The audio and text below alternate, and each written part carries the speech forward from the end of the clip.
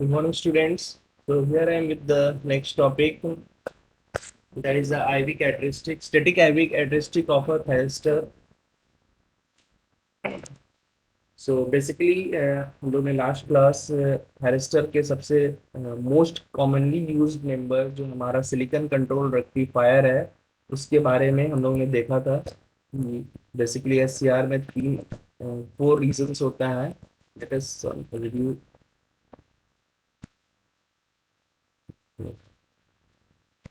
तो एससीआर में हम लोगों ने देखा था कि हमारा बेसिकली फोर लेयर्स होता है, P N junction, P N layer, semiconductor layer, और तीन जंक्शन होगा, चार लेयर होगा तो डेफिनेटली तीन बाउंड्री आएगी। तो तीन बाउंड्री में तीन जंक्शंस डेवलप करेंगे। ठीक है। एक एनोड टर्मिनल है, एक कैथोड टर्मिनल, और तीसरा हमारा गेट टर्मिनल होता है। गेट टर्मिनल का काम क्या है, इसे कंट्रोलिंग टर्मिनल बोलते हैं, इसके बारे में हम लोग बाद में देखेंगे। बट फर्स्ट हम लोग इसे देखते हैं कि जो सेमीकंडक्टर है, पी लेयर एन लेयर में बायसिंग करने के बाद क्या पोजीशन आता है। बायसिंग का मतलब होता है इसमें एक्सटर्नल वोल्टेज अप्लाई कर रहे हैं। ठीक है। देखिए, जब हम लोग पी लेयर और एन लेयर को एक मॉल्टेन स्टेट में जब लाते हैं तो क्या होता है, रिकॉम्बिनेशन स्टार्ट्स होंगे, डिफ्यूजन स्टार्ट्स होंगे, जिसकी वजह से एक बैरियर बनेगा, जो मैंने आप लोग को डायोड के केस में समझाया था। जस्ट लाइक इसमें भी है, सेम चीज होती है। ठीक है। तो तीन जंक्शन बन जाता है जो फर्दर रिकॉम्बिनेशंस को अवॉइड करता है और एक बैरियर बन जाता है। ठीक है। तो आप बोल सकते हैं तीन डोर हो गया है यहाँ पे। डायोड में एक डोर होता है, एक जंक्शन होता है। एससीआर में हमारा तीन जंक्शन है। ठीक है। ये पी लेयर जो है एनोड टर्मिनल कहलाता है, ये कैथोड टर्मिनल कहलाता है। ये हमारा सिंबल हो गया, और ये हमारा सिमेट्रिक डायग्राम कंस्ट्रक्शन है। ये बेसिकली आपका जो नॉर्मली रहता है। ठीक है। तो इससे आप देख सकते हैं कि एन लेयर सबसे ज्यादा लिंक, सबसे ज्यादा साइज का होता है, largest size. Okay. And this N layer has the most doping capability. So let us go to the IV characteristic.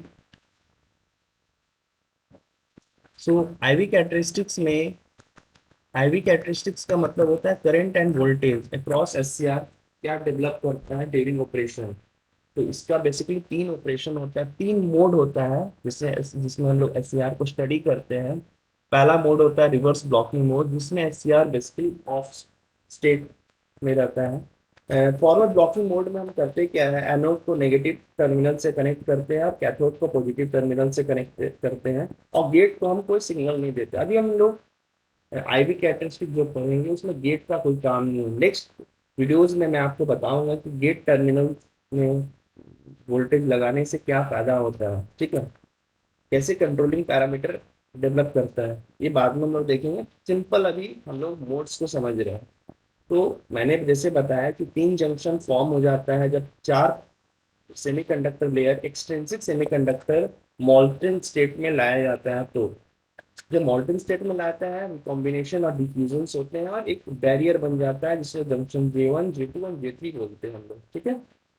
Now what happens, अब क्या होगा जब हम लोग बायसिंग करेंगे। बायसिंग में हम लोगों ने पहला मोड क्या देखा, रिवर्स ब्लॉकिंग मोड।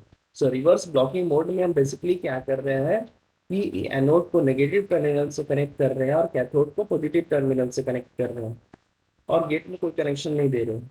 जब भी ऐसा होगा तो क्या होगा कि देखिए, इस केस में होगा क्या, जैसे ही नेगेटिव टर्मिनल से हम कनेक्ट करेंगे, एन में मेजोरिटी चार्ज कैरियर्स क्या है, इलेक्ट्रॉन से। ये सारे इलेक्ट्रॉन्स जंक्शन से दूर भागेंगे।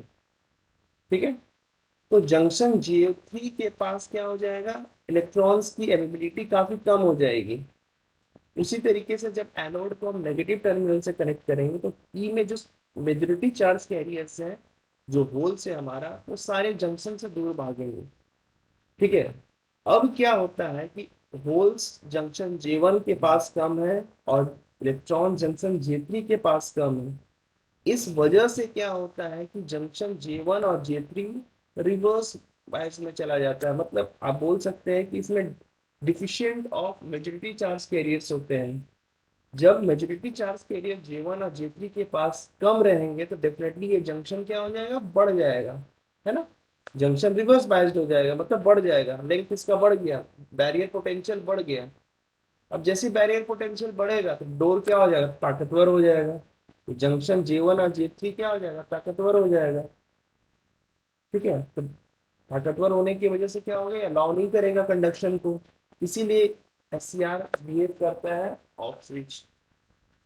ठीक है, तीन डोर में से दो डोर तो क्लोज हो चुका है, तो डेफिनेटली क्या होगा, SCR ऑफ की तरह बिहेव करेगा, कंडक्शन नहीं होगा।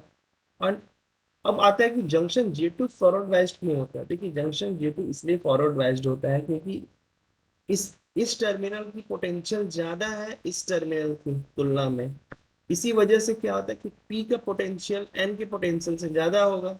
इस वजह से जो इलेक्ट्रॉन्स है N चार्ज कैरियर्स में, ये ये आपका डिप्लीशन रीजन के पास आ जाते हैं। देखिए, है ना, अगर इसकी पोटेंशियल इसके तुलना में कम होगी तो जितने भी इलेक्ट्रॉन्स हैं सब इधर माइग्रेट करेंगे ना, क्योंकि ये पोटेंशियल ज्यादा है, electrons will be attracted towards this. तो जंक्शन J2 के पास बहुत सारे चार्ज कैरियर्स हो जाएंगे, मेजॉरिटी चार्ज कैरियर्स जो होल्स इलेक्ट्रॉन्स हैं। उसी तरीके से पी साइड में क्या हो जाएंगे, इलेक्ट्रॉन्स, पी साइड में होल्स क्या होंगे, रिपेल करके, इससे रिपेल करके इधर जाएंगे।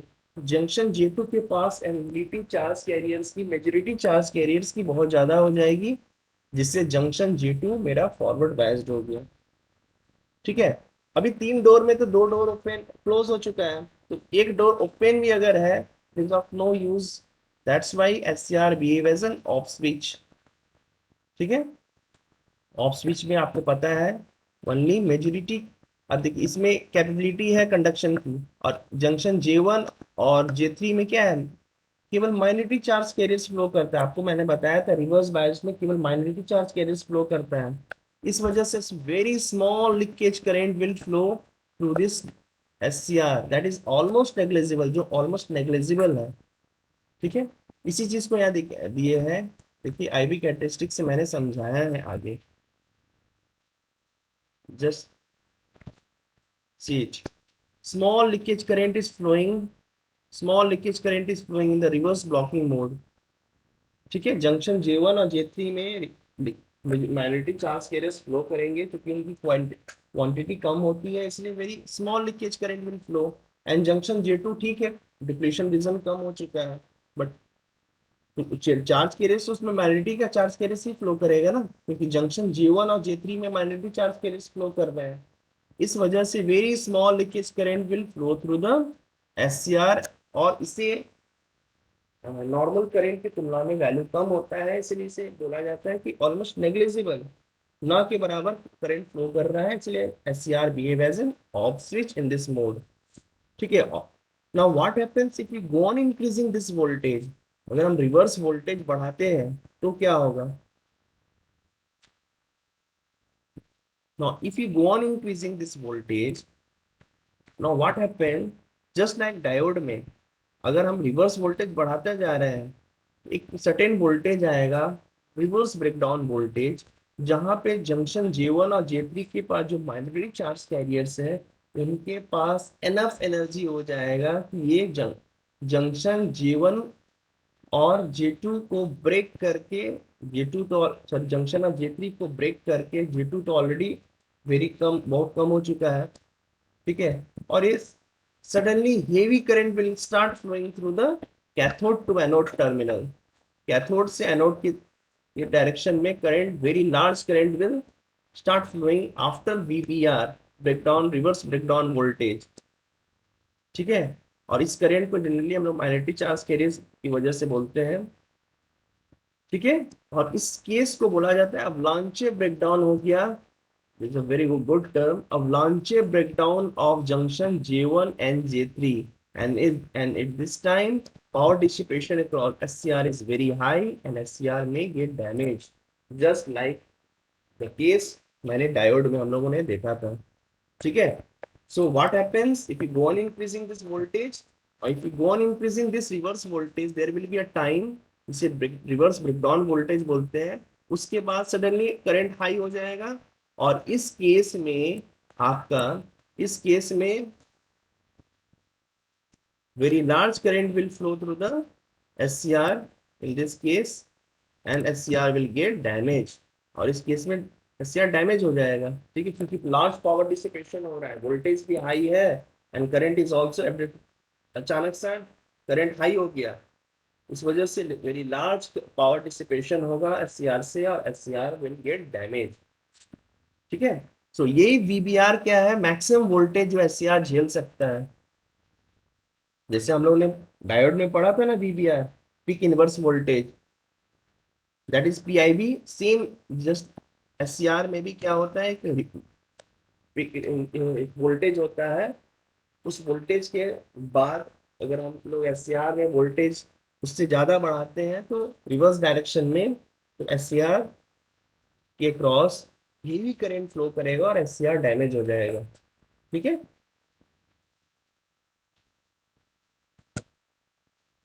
चलिए नेक्स्ट हम लोग दूसरा मोड को देखते हैं, ठीक है। फिर जंक्शन J1 और J3 अवलांचे ब्रेक डाउन होगा कब, जब VBR अटेंड कर लेगा। उस केस में जब तक रिवर्स वोल्टेज नहीं अटेंड किया है तब तक SCR ऑफ है, ठीक है। जैसे ही VBR अटेंड किया SCR ऑन हो जाएगा और इस टाइम पे बोला जाता है अवलांचे ब्रेकडाउन हुआ जंक्शन J1 और J3 का, और लार्ज पावर डिसिपेशन होगा और SCR डैमेज हो जाएगा, ठीक है। देखिए सर्किट मैंने यहाँ बनाया है, इस सर्किट में ये उल्टा कनेक्टेड होगा, कैथोड इधर रहेगा, एनोड इधर रहेगा, ठीक है। इसमें कुछ नहीं किया, मैंने एक DC सप्लाई लिया है, sorry, this will be connected like this, point यहाँ से ऐसे कनेक्ट होगा। 1 मिनट,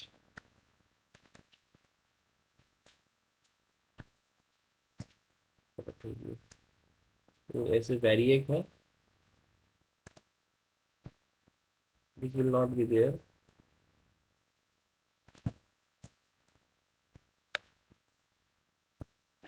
ठीक है, वेरिएक है।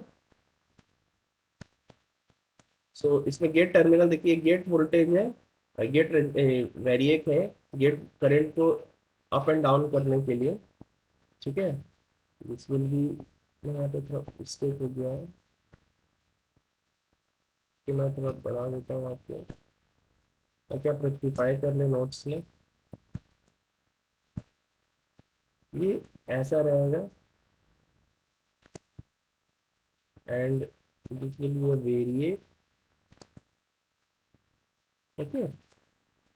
अभी गेट का कोई काम नहीं है, जब गेट का काम रहेगा तो मैं आपको बताऊंगा। तो गेट का यहाँ पे कोई काम नहीं है, और ये कैथोड पहले, ये टर्मिनल जो आया है positive terminal will be connected to cathode and negative terminal will be connected to anode, reverse mode में, ठीक है। और मैंने IV कैरेक्टरिस्टिक आप लोगों को समझा दिया कि ये करंट इस डायरेक्शन में जाएगा, सडनली VBR अटेंड करेगा जहाँ पे रिवर्स ब्रेकडाउन वोल्टेज होगा और SCR डैमेज हो जाएगा। SCR हम लोग सेफ लेके चलते हैं। SCR को कभी भी हम लोग जो भी परचेज हम करेंगे SCR, हम लोग पहले देख लेंगे कि हमारा सप्लाई वोल्टेज क्या है, और सप्लाई वोल्टेज से हमारा VBR क्या होना चाहिए, हमेशा कम रहना चाहिए। VBR is the safe voltage of a SCR। ये आप रेक्टिफाई कर लीजिएगा। अभी मैं सेकेंड मोड जो फॉरवर्ड कंडक्शन मोड है वो बताऊंगा। सो फॉरवर्ड कंडक्शन मोड में ये चीज यहाँ रहेगा, this will not be there, और एक वेरिएक रहेगा ये, ठीक है, क्योंकि gate current up and down करते हैं हम लोग। जब हम लोग गेट करंट का देखेंगे ना उस समय ये और क्लियर करेंगे, अभी इसका कोई कनेक्शन नहीं है, अभी गेट का कोई काम नहीं है, ठीक है। सिंपली हमने क्या किया, रिवर्स मोड में पॉजिटिव को कैथोड से कनेक्ट कर दिया, नेगेटिव को एनोड से कनेक्ट कर दिया। अब हम लोग फॉरवर्ड ब्लॉकिंग मोड में जाएंगे, जो मेरा सेकेंड मोड है। उसमें हम लोग क्या करेंगे कि एनोड को पॉजिटिव से कनेक्ट करेंगे और कैथोड को नेगेटिव से कनेक्ट करेंगे, और गेट को एज यूजुअल नो कनेक्शन, ठीक है। गेट का काम बाद में आएगा, ओके। चलिए नेक्स्ट सेकेंड मोड पर जाते हैं। Now what happens in the forward blocking mode? So in the forward blocking mode, anode को पॉजिटिव से कनेक्ट कर दे, कैथोड को नेगेटिव, गेट नो कनेक्शन। अब जैसे ही ऐसा करेंगे जंक्शन G1 फॉरवर्ड बायस में चला जाएगा, जंक्शन J3 भी फॉरवर्ड बायस में चला जाएगा, एंड सिमिलरली जंक्शन J2 मेरा रिवर्स बायस में चला गया। सो पहले मेरा दो डोर क्लोज था, एक डोर ओपन था, अभी दो डोर क्लोज ओपन हो गया, एक डोर क्लोज हो गया। जंक्शन J2 क्यों रिवर्स बायस में जाएगा ये भी आसानी से समझा जा सकता है। देखिए, इस जंक चूंकि P side this p side is connected to n side which is connected to negative terminal, इसलिए जितने भी होल्स है पी साइड में this will be attracted towards the this junction J3 के पास आ जाएंगे। तो जंक्शन J2 के पास क्या होगा, डिफिशिएंट ऑफ होल्स हो जाएंगे। उसी तरीके से इस साइड में भी जंक्शन J2 के पास चूंकि पी साइड की पोटेंशियल एन साइड से ज्यादा है, इसलिए जितने भी इलेक्ट्रॉन्स हैं सब इधर भागेंगे, अट्रैक्ट होंगे जंक्शन J1 की तरफ। इसीलिए जंक्शन J2 के पास इलेक्ट्रॉन्स की अवेलेबिलिटी कम हो जाएगी, इसी वजह से जंक्शन J2 की बैरिड पोटेंशियल बढ़ जाती है। अभी दो डोर ओपन हो गया तो एक डोर क्लोज हो गया, still SCR will behave as an off switch. भी SCR क्या होगा, ऑफ स्विच ही रहेगा ना। देखिए इसको IV कैरेक्टरिस्टिक से समझ सकते हैं हम। Okay, so this voltage, this is the forward voltage, so forward voltage में small forward leakage current flow कर रहा है। स्मॉल फॉरवर्ड लीकेज करंट क्यों, ड्यू टू जंक्शन J2 की वजह से। और इसको इस मोड में भी SCR बिहेव करेगा एज एन ऑफ स्विच। ठीक है, now what happens in the third mode. अब देखिए थर्ड मोड में क्या हो रहा है, if we still increase the forward anode to cathode voltage, there will be a time when there is an avalanche breakdown of junction J2 and SCR starts conducting. Now SCR behave as an on switch.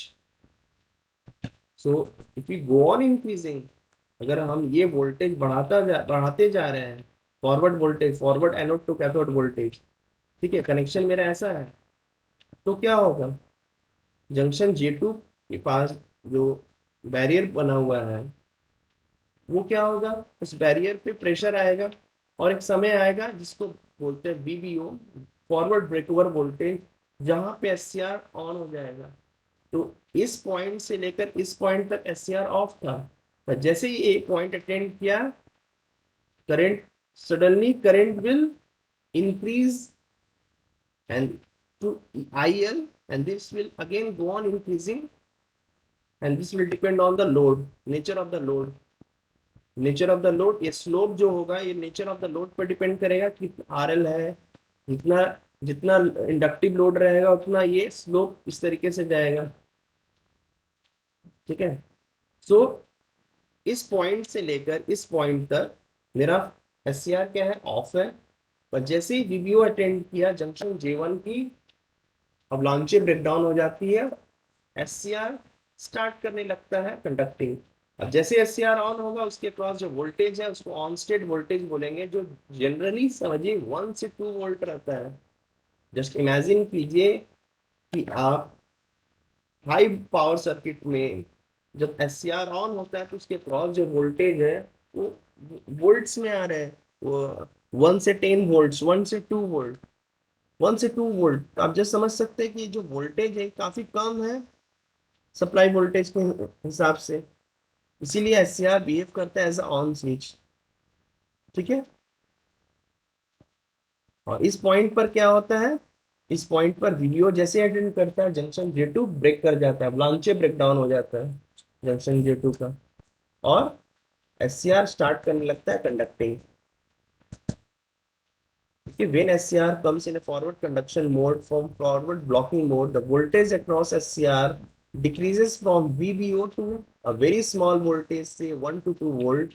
In some cases, जैसे जैसे rating बढ़ता है ये 1 से 10 volt भी जाता है, कोई 10 वोल्ट 5 वोल्ट, बट इसी में रहेगा 10 volt 5 volt 6 volt like that. ठीक है, और इसी को ऑन स्टेट वोल्टेज बोलते हैं हम लोग। और जो जब SCR ऑफ से ऑन होता है तो मिनिमम जो करंट अटेंड करता है उसे लैचिंग करंट बोला जाता है। This is very important.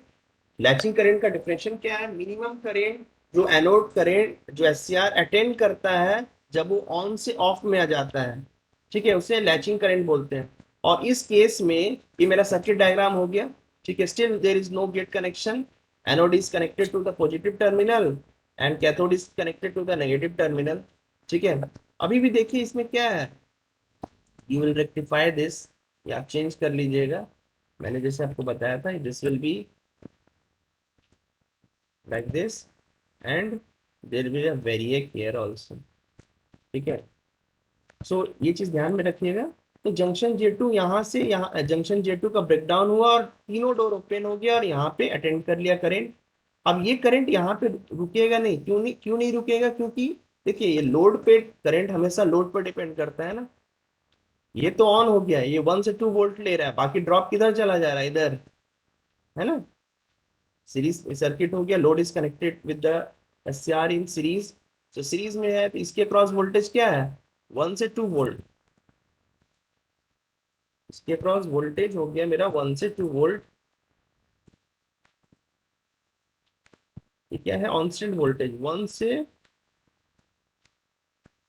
2 volt, है ना। सीआर के क्रॉस जो वोल्टेज ड्रॉप है 1 से 2 वोल्ट है, तो बाकी ड्रॉप किधर जाएगा, इस लोड के क्रॉस जाएगा।